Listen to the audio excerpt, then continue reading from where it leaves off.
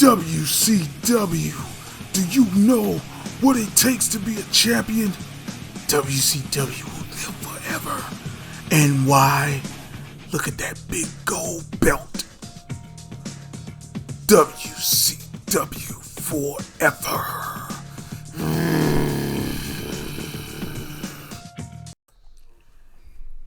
What up there, guys? This is Jughead82, and hopefully you guys can hear me. I've been working with this damn webcam. I'm trying to do this video, but this is the 20th anniversary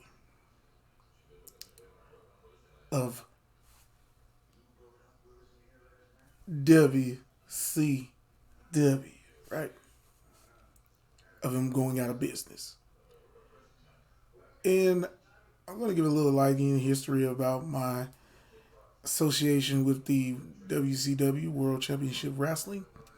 And I want to tell you guys what I definitely thought about the end of an era, if you will. For me, it started around like 94 when I first really just watched a lot of WCW programming. I've always at that point been a WWF fan ever since I can remember. Macho Man, Hulk Hogan, all the classics.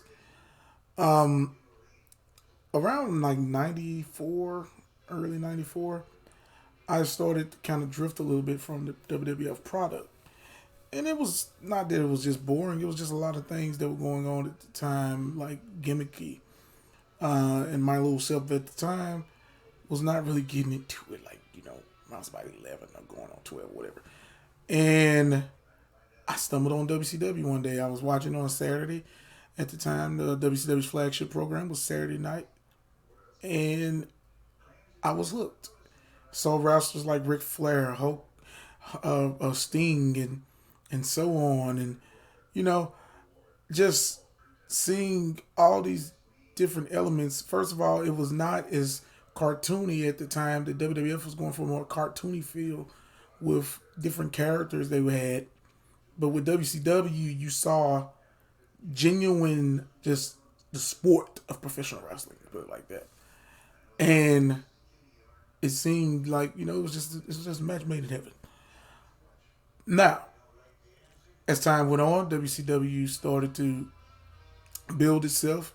Of course, getting wrestlers from the WWE, WWF at the time, like Macho Man, Hogan, and so on. And, you know, at the time, I was still watching WWF programming and started to get back in there watching it. And then, you know, but when it got to Nitro and then Raw, and when the Monday Night Wars truly hit, people keep forgetting the WCW that we know at one point, 83 weeks, dominated WWF. You couldn't beat it. Vince McMahon had to build stars, and The Rock, Steve Austin. But you got to remember when The Rock first debuted as Rocky Maivia, and when Steve Austin debuted as the Ringmaster, they were just getting their footing in the WWF, and they were trying to get a name and a niche amongst the crowd. But WCW had the established stars, Hogan, Savage, you name it. So it took a minute for WWF to get their footing, but like I say, WCW was doing it.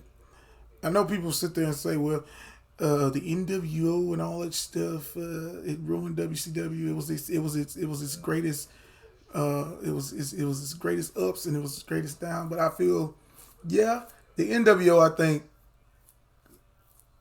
I think it was too massive to what it could be. But I don't feel it was what really killed WCW. I don't even really feel WCW could have went out of business. It was only the simple fact that the network took WCW out of business. I kind of sit there and go back to this DVD right here. This right here, I think some of you guys might know. This is the rise and fall of WCW. And with that, it's like with Nitro was like really hot, and then it went to 3 hours.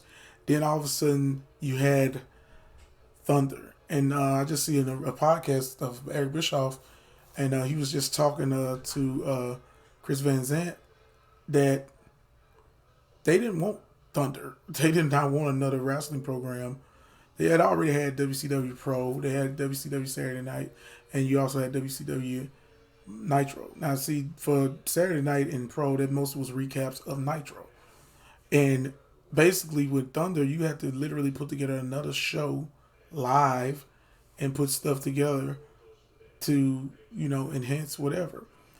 Um, I think that, and also the simple fact of the network in general not wanting wrestling, when the Time Warner merger with AOL happened, it was a lot of, even though Ted Turner himself is an admitted wrestling fan, at one point he almost was going to try to buy the WWF out. It just was the fact that it just happened the way it did. And then people keep forgetting, like, when you think about, oh, the older guys holding the younger talent back, you got to remember that Hogan and Savage and these wrestlers were still like, they were like Hogan. They was like still in their early 40s at the time of WCW going out of business. You look at wrestling now. You look at WWE. You got Jeff Hardy, Edge. You got all these different wrestlers that are over 40 years old of age. So you got to think about it. I think more in more terms, they could have been utilized in a way to help elevate younger talent. And then also you gotta look at like this. I was recapping and looking at some of the stuff, like with the wrestlers that were coming into the company. AJ Styles, you had the Young Dragons, you had which was Jimmy Wang Yang and Jamie Noble. You had 3 Count that eventually spread out, and then you had Shane Helms, of course. Gregory Helms became the Hurricane. You had all these different wrestlers. The youth, they had a lot of talent that they could utilize. Elix Skipper. Most of these wrestlers that I'm mentioning, Christopher Daniels, they end up eventually would go to TNA and all that, but Ring of Honor and everything like that. But you got to see that it was something that WCW still had in it that could probably, have still been able to survive. Um, I still think about that day, March 26, 2001, as one of those days that when I got out of school, get ready to watch wrestling, and I sit there and see Vince McMahon's face on a WCW program, and it was like, whoa, what the hell's going on? The Thunder, before this happened, it was already, they said we're gonna have things to address. Another thing I noticed at this point is you constantly heard the announcers say sports entertainment. See, people keep forgetting that before Vince McMahon was able to buy WCW, um, Bischoff was trying to get an investor, and they had an investor, but they bailed out at the last minute. So if that investor probably never would have bailed out, I think WCW would have still been afloat. Probably would not have been the WCW that we would have known, but eventually I think it would have got its footing back. Um, I kind of feel like Vince McMahon, of course, gloating about how he bought WCW. I really did at the time hoped that he would do something with WCW. Of course, he didn't. And it's just, hey, I bought this, I own everything. But man, like I said, WCW just it had it. It really was a really great wrestling promotion, and I feel like people who, especially how people will trash it, when they look back at it now, they sit there and say, they think to themselves like, WCW was not that bad.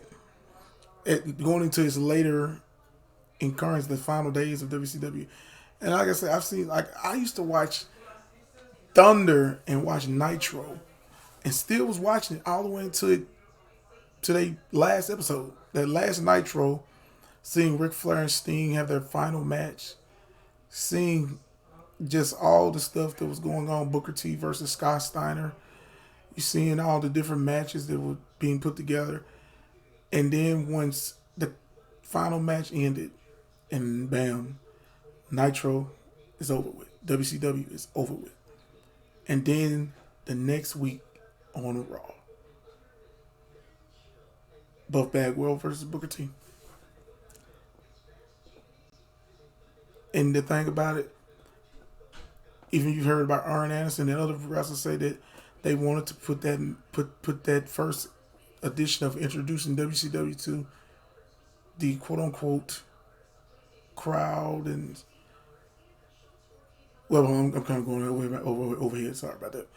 But just the simple fact that when they first introduced WCW to the masses, they had a chance to have it in Atlanta. WCW's ground points, or just. But of course, Vince McMahon has to make it WWE. You had a pro WWF crowd. It was no way WCW was going to be able to click with those people in that crowd. And I remember seeing that match with Booker T and Buck Bagwell. It wasn't a bad match. It was a decent match. It was just that the crowd was not nowhere behind it.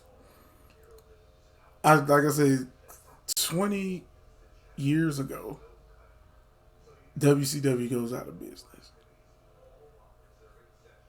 It had the money, the backing of the network, but the network didn't back them. And you would think that WCW would have had a little bit more respect from the network, considering the fact that some of the highest ratings that were on TNT and TBS at the time were from WCW, from the wrestling. But at the time, TNT wanted to push away from wrestling because it's all about the drama. But yeah, man, WCW forever, man. This is Jugget 82, signing off.